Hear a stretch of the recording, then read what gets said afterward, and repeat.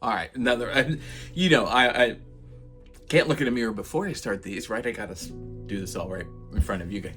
So, all right. If you don't know, I'm E.H. Howard, and this is Unscripted.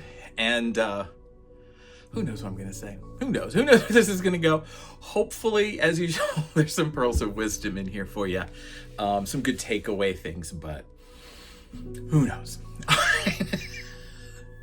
Let's get started. All right. The other day, I was chatting with a former student of mine.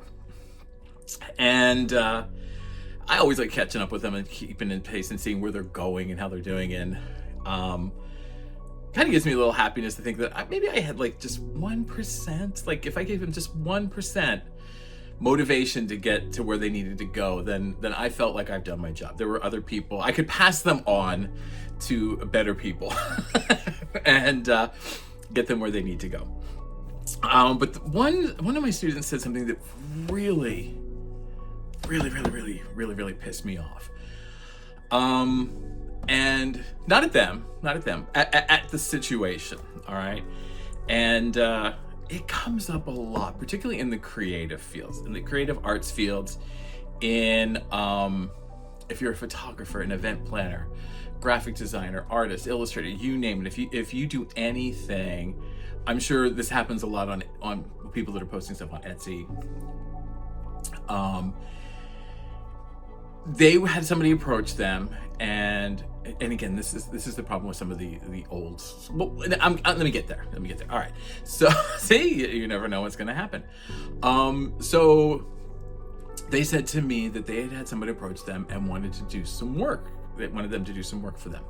And I was like, oh, that's awesome, great. Like these days I'm really wondering how much work is out there. So it's really nice to hear you're getting work. And as I started poking a little more, I was poking at him, and came to realize it was on spec, all right? And the idea was that this person was going to do it, and then they were going to get, I'll post it on my website, and I've got all these followers, and I've got all this, all that bullshit. And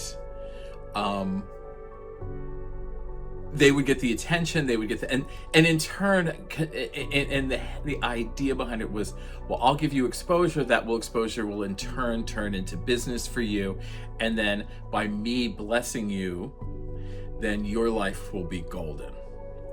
And one of the things that when people would approach me about that, and if you know me, you know that I can sometimes speak my mind. I'm an old fucking Gen Xer, I'm an old ex-punker. I'm gonna say what's on my mind. And I said to him, did you tell them what I told you to say when those things come along? And they were like, no, I didn't. And I was like, okay, repeat after me yet again. There's no fucking way you're getting that for free, all right? And it kind of gets back to a topic I had talked about earlier about the internet being fake, all right? There's a lot of fakery out there. You can buy followers, and don't even start me on that comment, because there's other videos where I talk about that, where it's like, you have 4 posts, but you have 1.5 million followers. Sure, Jan, sure. But more to the fact of what we're talking about here, that math ain't mathin'. Just because someone sees, and even if you get credit, which is rare that the person will credit you, but even if you get credit, do you honestly think that people are going to look at somebody's Instagram and suddenly go, holy fucking shit, Batman, I need to get that. I don't know who this person is. I'm trusting that influencer A has good taste, so I'm gonna hire this person. No, that's not how it fucking happens. That's not how it ever happened in the history of the creative arts. Never. The way that you get work is you find somebody, you talk to them, there's a whole process. No one suddenly just decides, well, they're gonna call somebody. Have you ever looked at somebody's Instagram and thought, these are beautiful wedding photographs. Let me call this photographer. No, you're not, because you're going to use somebody that's local. You're going to lose somebody that you know. No one has ever really gotten work from those things, all right? At least not that I know of. If you have, and it's turned out good for you, please leave a comment. I would love to hear a counter to this, because it's always been my experience. It is people looking for free work, all right? And when I first used to sort of tell students this was a couple of years ago, there was a couple of sites where you had the pleasure of buying tokens to be on the site, all right? And then you could have, based on how many tokens you wanted to spend, was where you could bid on the work. So if the project, say you spent 25 tokens to bid on the project, all right? You got a higher priority in the list of reviews of things that the client looked at. Again, that's screwing people. There was another website that at one point it was all bid work. So you would submit, and it wasn't tiny things like, I want a postcard designed. It was things like, I want a branding system designed for my company, my startup company. Okay. A lot of problems right there in that first sentence. But y'all, if you're in the creative field, you know what I'm talking about. As soon as you say startup, I'm like, cash. And you had to compete, you had to submit the work, you had to do the work, submit it, and then hopefully out of all of that, you were chosen. But the kicker in the balls was they got to keep the work. And so I remember talking to a student and I was like, why the fuck are you doing this? And they're like, well, I might get picked, I might get exposure. And I'm like, you literally have spent 3 weeks working on this to submit this piece to this project, this whole branding system, to somebody that may or may not see the light of day. And you have no way to contact them. You have no way to follow up with them. You have to submit it and just leave it. Hope that something comes from it. I'm not a fan of cold calling. I'm not a fan of doing that because I don't like to get it. But Jeebus, I would do cold calling before I did that because I felt like I had more control over the situation. I had a better chance of creating the outcome that I needed and wanted, and I wasn't just going to leave it up to a group of invisible people with their startup who may have never even started up, hoping that someday they're going to like what I've done and then maybe remember me enough to call me back in to do work. That's not how it's going to happen, all right?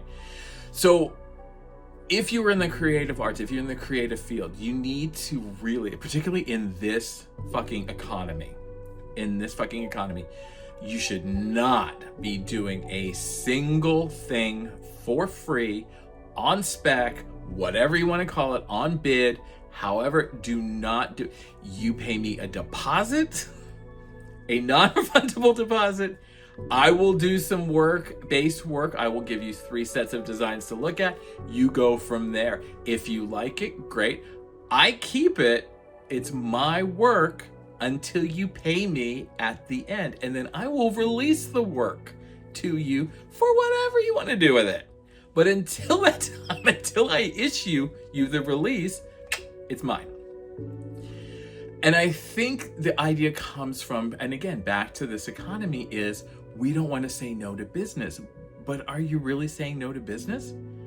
You're saying no to Thunderdome for designers. It's not a feasible thing. Now, if it was a big company, if it was, I don't know, Apple, and you were, that might be different.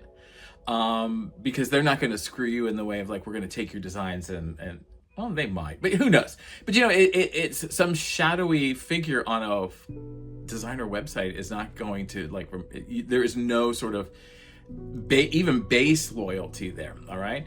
But beyond that, there are a number of people locally who do that.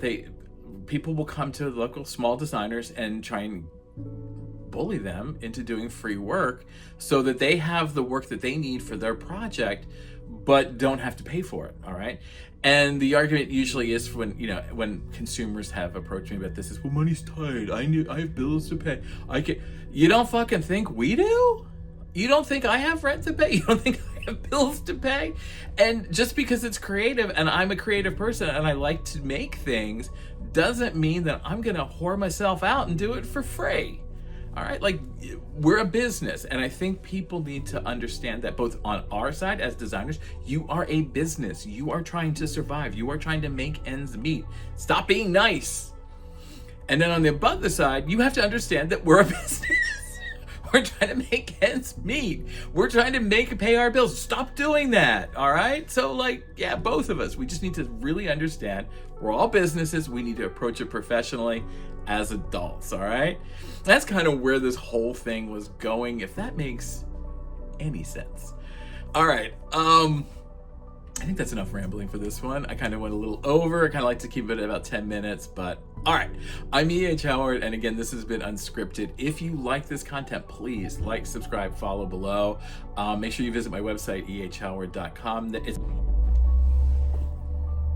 All right, so if you like this content, make sure you visit my website, ehhoward.com.